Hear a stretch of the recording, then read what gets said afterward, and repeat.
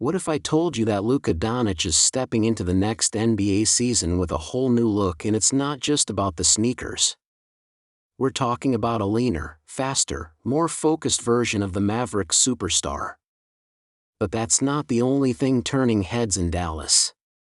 With the trade market heating up and Daniel Gafford's name still being floated around, the Mavs might not be done shaking things up. So buckle up, because today, we're diving into all the drama, decisions, and potential deals surrounding Luka, Gafford, and the Dallas Mavericks. Hey guys, welcome back to the channel, your go-to spot for all things NBA. If you're into deep dives, breaking news, and inside looks into the league's most exciting storylines, you're in the right place. Today, we're zoning in on Luka Doncic, yes, that Luka who's turning heads not just for his elite game, but for the physical transformation he's bringing into next season. We'll also be breaking down the latest buzz around the trade market, including why Daniel Gafford remains a legit possibility for Dallas, and what that could mean for their playoff hopes. So make sure to watch all the way through, because there's a lot to unpack. Let's start with Luka Doncic, the face of the Mavericks and arguably one of the most skilled players in the league today. Over the years, Luka has been both praised and criticized for his conditioning. While his talent has never been in question, whispers around the league have consistently pointed at his weight and stamina, especially in long playoff runs. But this offseason, Luka has clearly taken that personally. Images from his recent international training sessions and a few leaked gym clips show a noticeably leaner Luka. Reports close to his camp suggest he's dropped between 10–15 pounds and has shifted focus to agility, stamina, and injury prevention. The transformation isn't just aesthetic, it's strategic.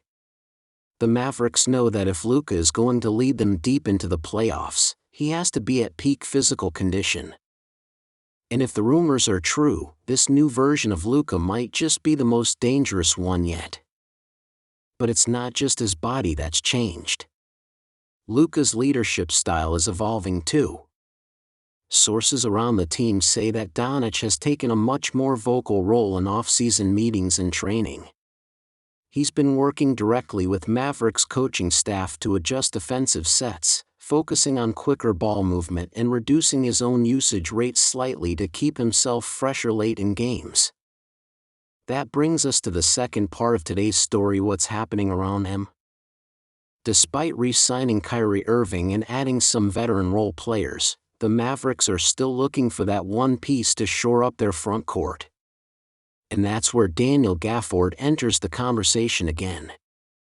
Now, if Gafford's name sounds familiar in the Mavs universe, it's because this isn't the first time Dallas has been linked to him.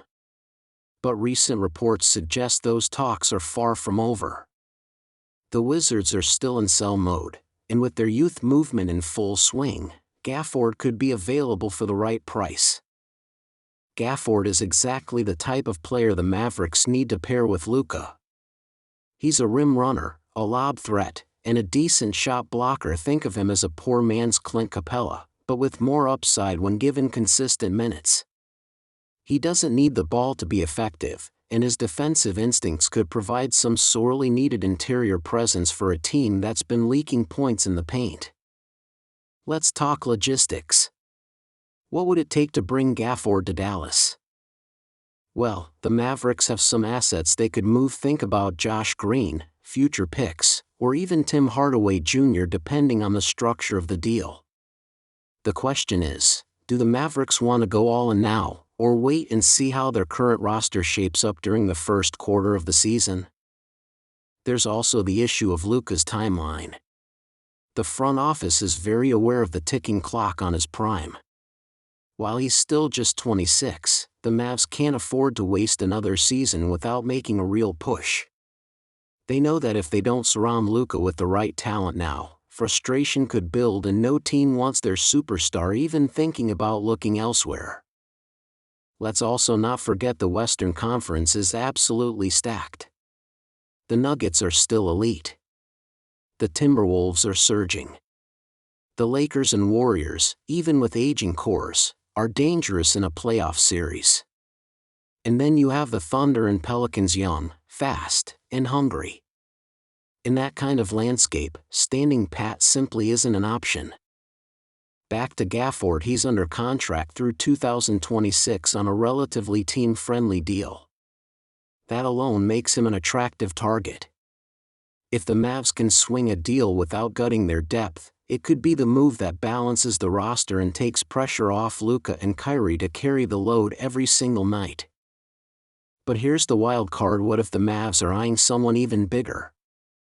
Some reports have hinted at Dallas quietly monitoring situations involving more prominent bigs. Names like Jarrett Allen or even John Collins have popped up in speculative trade talks. While those are still long shots, it tells us the Mavericks are not content with just running it back. Now let's circle back to Luka's new look, because it's more than just muscle and mindset. This is a guy who's grown into the franchise. He's taking responsibility not just on the court, but off it too. From locker room leadership to media messaging, Doncic is starting to act and speak like a guy who knows the spotlight is his. If the front office follows his lead and makes a few smart moves, this could be the season Dallas finally lives up to its championship aspirations. Of course, every season has its risks. If Luka stays healthy and in shape, if Kyrie stays locked in, and if the Mavericks can land even one solid frontcourt addition, this is a team nobody wants to face in the West. But if they hesitate, or if injuries strike again, we could be looking at another wasted year of one of the league's most generational talents. So now I want to hear from you. Do you think Luka's transformation will finally push the Mavericks over the top? And is Daniel Gafford the missing piece, or should Dallas aim even higher? Drop your thoughts in the comments below, because I read every one of them and want to know what you think the Mavs should do next. If you got value out of today's breakdown, don't forget to smash that like button. It helps the channel more than you know. And if you're new here, make sure to subscribe and turn on notifications so you never miss a deep dive like this one. We've got trade deadline coverage, player analysis, and post-game breakdowns coming all season long. Thanks for watching, and as always, stay locked in.